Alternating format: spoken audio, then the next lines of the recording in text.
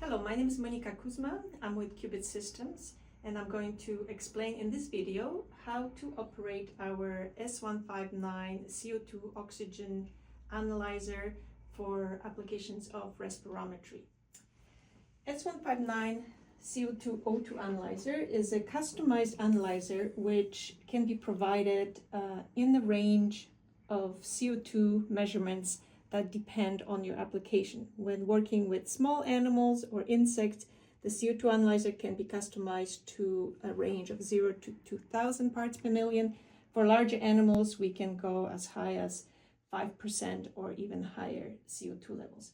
In this case, we're dealing with an analyzer that's been customized for 2,000 parts per million CO2 level, and the oxygen sensor is a 0 to 25% sensor.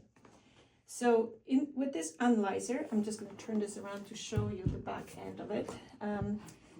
So we've got a power supply here for the CO2 flow monitor, oxygen analyzer, and a power supply for a heater, which is inside this box to control the temperature of the two sensors. We also have here various data cables that take the signal from the CO2 sensor, oxygen sensor, a pressure sensor, and the flow monitor, and they take these analog signals to a data interface, which I'll show you in a minute. Then we have on the back connectors here for gas supply. These are push-pull type of connectors. They're easily taken off and put back on. They have lower plastic connectors on the back, and the gas flows into this analyzer first through the flow monitor, comes out of the flow monitor, and then goes into a CO2 analyzer right here, and then from the CO2 analyzer it comes out and it's connected to the oxygen analyzer, and out of the oxygen analyzer it vents. There are two columns provided with the system.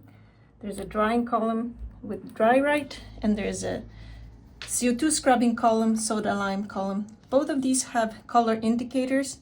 The dry right is blue when it's dry, and it will turn red, pinkish when it gets used up. It absorbs moisture. It can be regenerated in the oven by simply removing the end cap and taking the blue chemical out on foil and placing it in the oven. The manual describes how to do that. Soda lime cannot be regenerated. When this becomes used up, it has to be replaced, and you will see when it's used up, because there's a very faint purplish color that appears instead of the white crystals.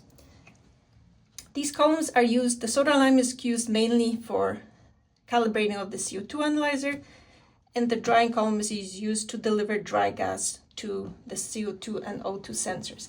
And I'll cover that in a little bit later. When you first receive your analyzer, when you're starting to use it, it's important to, of course, turn it on. There is a warm-up time required for the CO2 detector. It's an infrared detector, and it requires minimum of 15 to 20 minutes warm-up time, but longer is recommended if the analyzer has been turned off for a while. We in fact recommend keeping it powered at all times if you're using it regularly, because the calibration will be maintained better if it's kept on all the time. This display here shows the heat controller. This box is controlled for temperature, and by having it controlled at controlled temperature, having the oxygen and CO2 sensor at controlled temperature, it maintains the calibration much better and provides much more stable signal. The heater of the controller can be set by pressing letter P here once, and SB shows up. It's right now set for 35, but one can set it for higher or lower temperature. We recommend that it is set for at least 5 degrees above ambient. The default is 35 degrees Celsius. So once you've set it, you press P again, and once it's pressed, it will activate it and the heater will kick in to heat it up. What we also see here are the flow monitor adjustments, the oxygen sensor adjustments, and CO2 adjustments, which you use during calibration.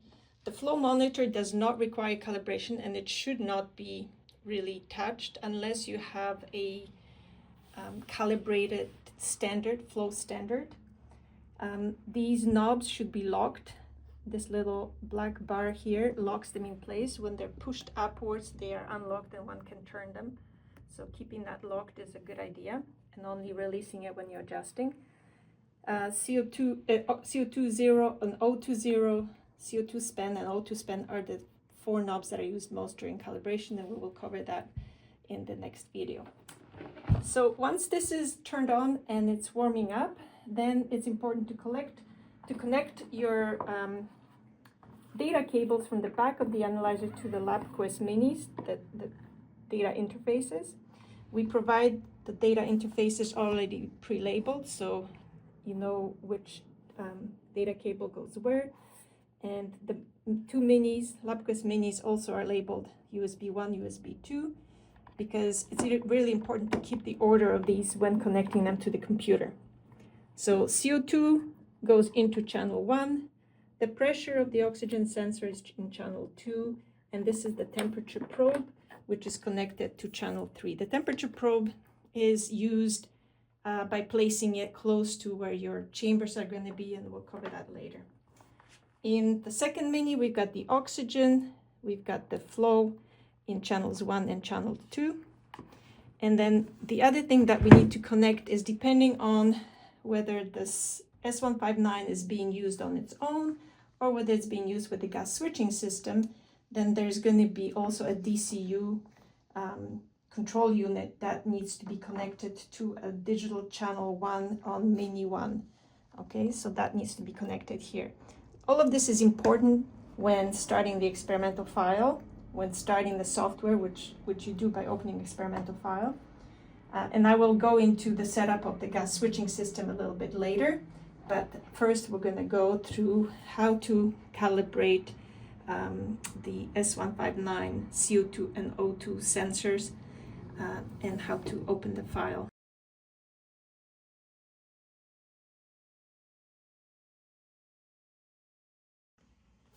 To start the software that runs the system and collects the data, you first have to open the experimental file.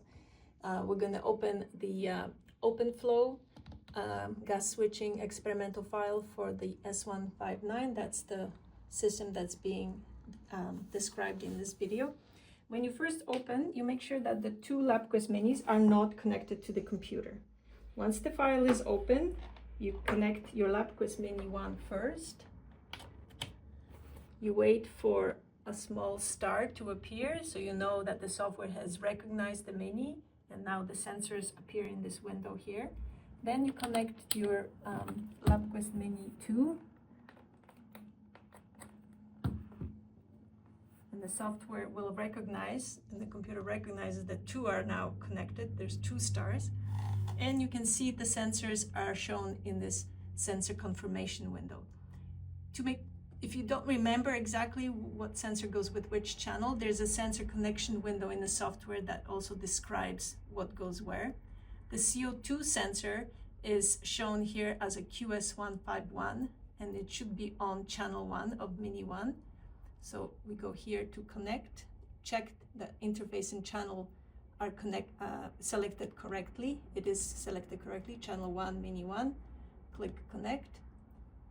On channel 2, we've got the pressure of the oxygen sensor, and it's going to show up in this list as QS102 analyzer pressure.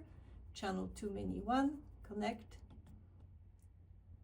Then on channel 3, there's nothing already. It's been pre-selected or automatically detected is the stainless steel temperature probe.